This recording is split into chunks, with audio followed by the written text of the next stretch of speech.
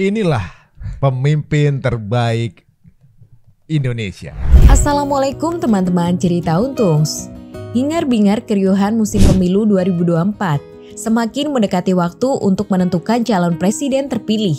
Kali ini cerita Untung akan membahas bersama Ustadz Salim Afillah untuk memaparkan bagaimana cara memilih pemimpin sesuai yang dicontohkan dalam syariat Islam. Mari saksikan kisah lengkapnya hanya di cerita Untungs.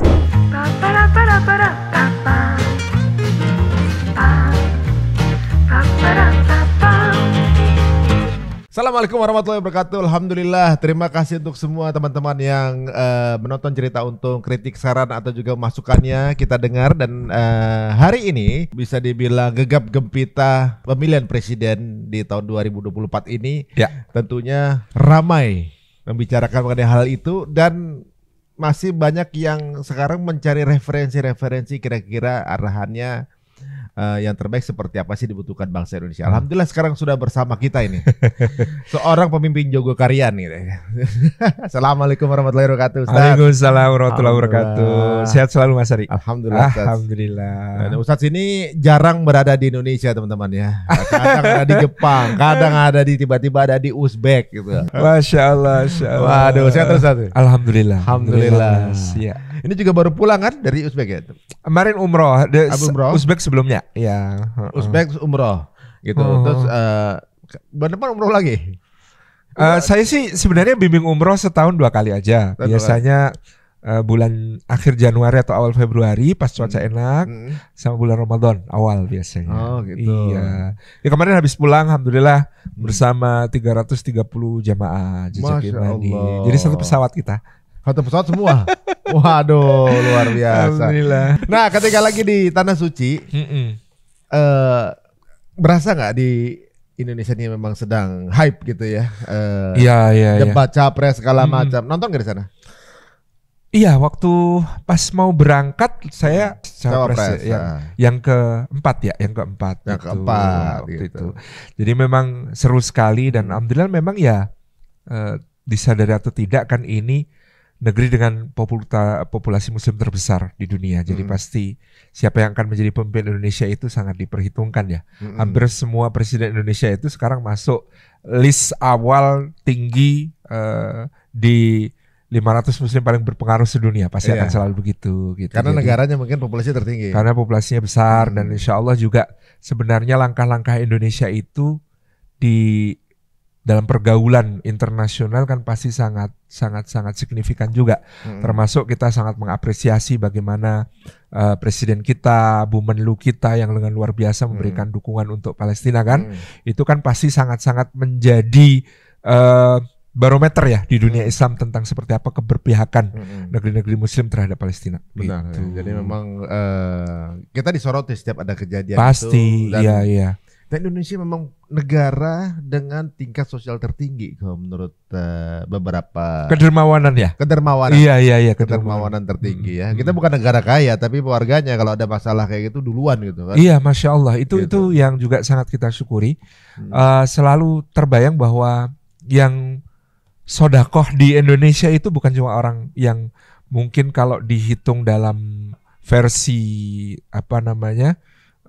ukuran-ukuran tertentu makmur, kaya, ya berlebih gitu ya. Kita tuh sampai tingkat terbawah pun tidak ada yang merasa berhak untuk hanya menerima, tapi mereka juga ingin memberi gitu kan. Berarti alhamdulillah tarbiyahnya sudah mulai berjalan ini. Amin. Itu salah satu optimisme kita ya tentang masyarakat kita, betul. Nah, setiap habis debat capres atau cawapres di Indonesia ini pasti keesokan harinya rame. Akan ada rame. Dari malamnya sih ya rame, terus berlanjut biasanya. Dan ramenya itu mungkin gini, ketika kita melihat tayangan tersebut yang ditayangkan itu kan ide gagasan. Alhamdulillah sekarang sudah ada perubahan gitu Ustaz ya. Menurut saya ada kemajuan ya di pemilu kita sekarang. Bukan lagi hanya sekedar gimmick ataupun pencitraan ataupun tayangan-tayangan yang tidak substansial tentang memilih siapa hanya berdasarkan emosi semata. Tahun ini kita menyaksikan adu gagasannya lebih tajam daripada sebelum-sebelumnya gitu. Jadi semua pihak bisa mengajukan program-programnya dengan argumen-argumennya gitu ya. Apalagi ada program-program yang didesain bahkan untuk berdiskusi, berdialog bahkan dengan yang tidak setuju. Itu keren tuh gitu ya. Iya benar-benar. Berarti Jadi, memang mencoba untuk keluar dari circle berarti. Iya, betul. Jadi benar-benar berani dan mau untuk beradu gagasan.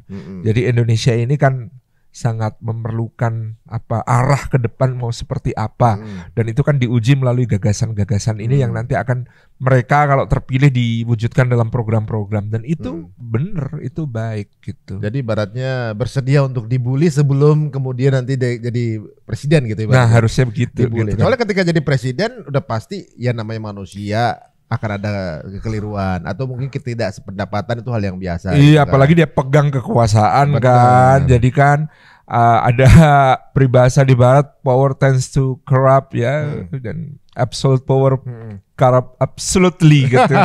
Nah itu kan memang harus menjadi pengingat bagi semua yang mengelola negara, bagi semua yang berkecimpung dalam pemerintahan.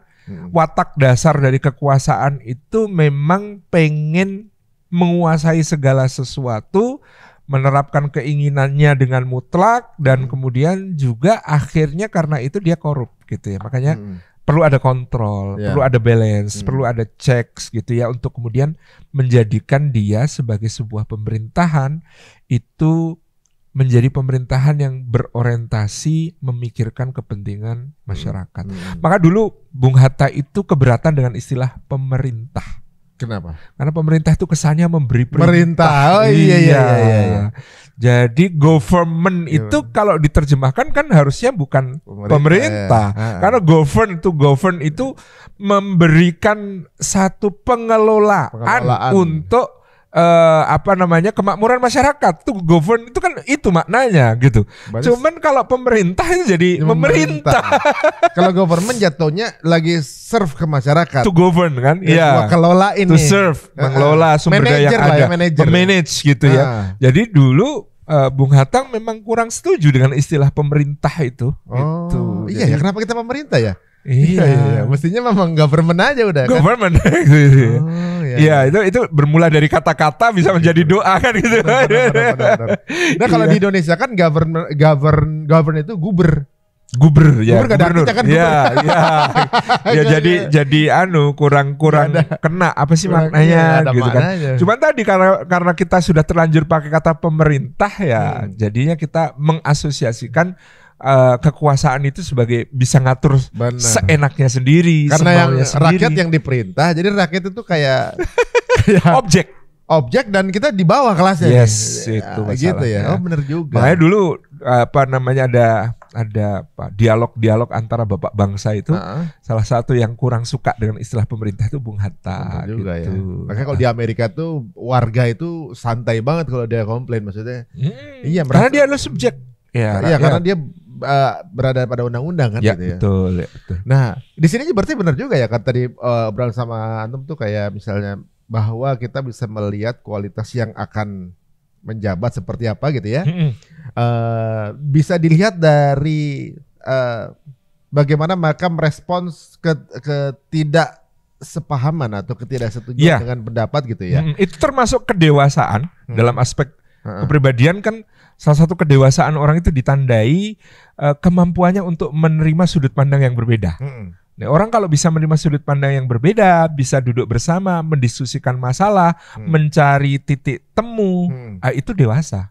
Tapi kalau masih egosentris, itu kan kanak-kanak, masih aku sudut pandangnya aku itu kan masih sebuah posisi di mana itu belum selesai dengan dirinya kan gitu. Tapi kalau orang yang selesai dengan dirinya, dia punya pendapat, dia bisa menerima sudut pandang pendapat lain, gitu ya.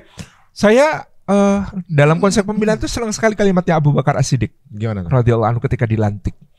Kata beliau, aku bukan orang terbaik di antara kalian, tetapi kalian telah mengamanahkan beban berat ini kepadaku.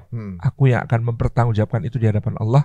Maka tolonglah aku ketika aku mentaati Allah, ketika aku berada di jalan Allah, dan luruskanlah aku jika aku menyimpang dari jalan Allah.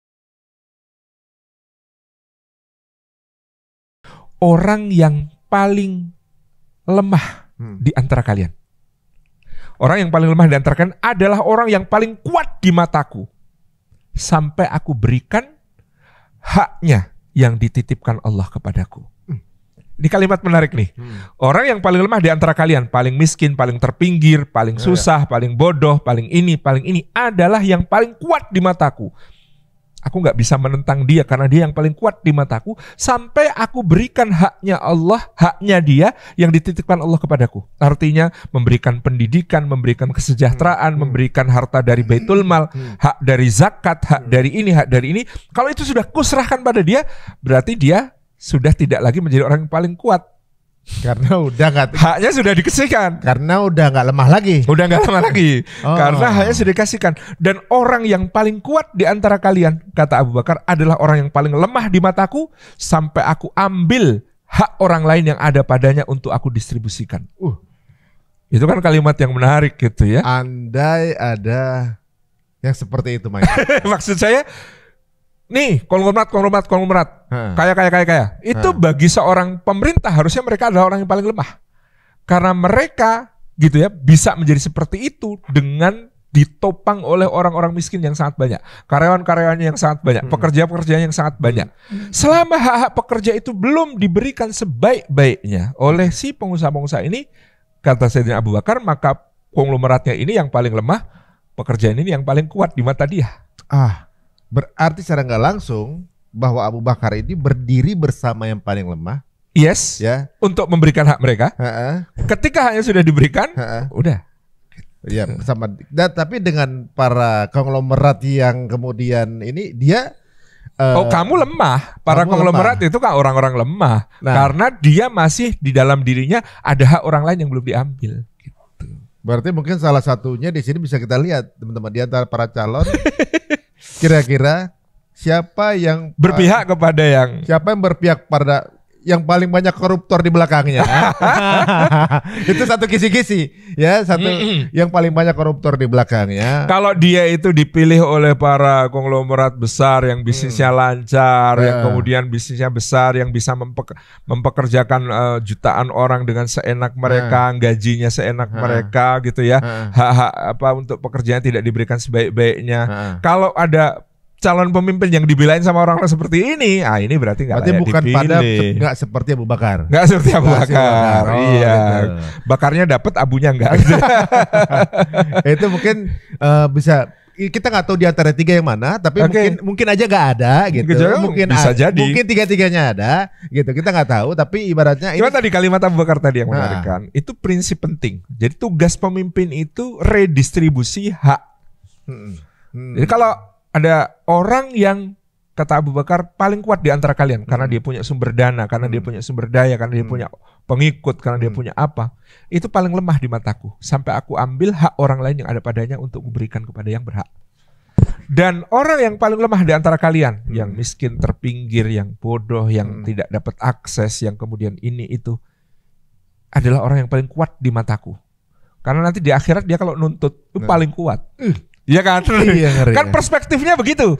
Jadi orang ini paling kuat nanti di akhirat kalau nuntut aku karena dia belum mendapatkan haknya. Sedangkan orang ini yang masih ada hak orang lain padanya, ini orang paling lemah di mataku. Nanti di akhirat kalau aku dituntut Allah, bisa aku tarik untuk ikut mempertanggungjawabkan kan gitu. Berarti calon pemimpin ini harus yang paling takut sama Allah gitu berarti. Itu kriteria mutlak. Gitu. Harus takut sama Allah ya kan, jadi berarti kalau nggak takut, dia sadar ini tuh tanggung jawab, mas'uliyah, kepemimpinan itu mas'uliyah, bukan pemuliaan, tetapi tanggung jawab gitu. Berarti bukan privilege tapi amanah. Amanah. Ada kalimat menarik dari Ibnu Khaldun dalam kitab Muqaddimahnya. Itu yang dia ceritakan itu cerita Abu Jahal. Ya. Tapi dia sampai pada kesimpulan tidak mungkin dalam diri seseorang la ilaha illallah itu berhimpun bersama cinta kepada kekuasaan. Masya Allah. Ceritanya begini, Rasulullah pernah nawarin kepada Abu Jahal, ya Abul Hakam, kul kalimatan wahidatan tamlikul Arab wal Ajam. Hei Abu Jahal, aku tawarkan satu kalimat. Satu kalimat ini kalau kamu ucapkan, kamu pegang konsekuensinya, maka kamu akan bisa menguasai seluruh orang Arab maupun non-Arab. Seluruh orang Arab maupun Ajam, semua akan tunduk di bawah kekuasaanmu. Abu Jahal menjawab, walau asyra kalimat ya Muhammad. Kalau untuk bisa menguasai orang Arab, orang Ajam, jangankan 1 kalimat ya Muhammad, 10 kalimat saya sanggup, kata dia. Oh begitu? Abu Jahal bilang begitu. Rasulullah mengatakan, kul la ilaha illallah Muhammadur Rasulullah. Katakanlah tidak ada Tuhan selain Allah, tidak ada sesembahan selain Allah, Muhammad utusan Allah. Apa kata Abu Jahal? Apa? Tilkal kalimah yakbuduhal muluk. Kalau itu kalimatnya, itu kalimat yang tidak disukai oleh raja-raja. Dia bilang begitu? Maksud saya, Abu Jahal punya pemahaman yang luar biasa terhadap kalimat la ilaha illallah. Yang dibayangkan Abu Jahal semula ketika Rasulullah menawarkan, katakan 1 kalimat kamu bisa menguasai orang Arab, orang Ajam. Itu adalah yang dia bayangkan, konsep kekuasaan yang ada pada masa itu. Kekuasaan absolut, mutlak, terserah gue, semau gue, seenak gue atur. Jadi Firaun gitu ya? Gue atur, nanti anak gue yang menggantikan gitu kan, dan lain sebagainya. Bayangannya Abu Jahal kalimat itu awalnya begitu. Ternyata Rasulullah mengucapkan kata la ilaha illallah Muhammad Rasulullah. Abu Jahal sudah bisa membayangkan dengan kalimat itu bukan kekuasaan yang seperti dia bayangkan yang akan dia dapat. Yang ada adalah dia harus bertanggung jawab kepada Allah terhadap yang dipimpin. Dia harus mengikuti apa yang dikatakan Rasulullah petunjuk-petunjuknya. Dan dia akan menghadapi gugatan dari semua orang yang dipimpinnya.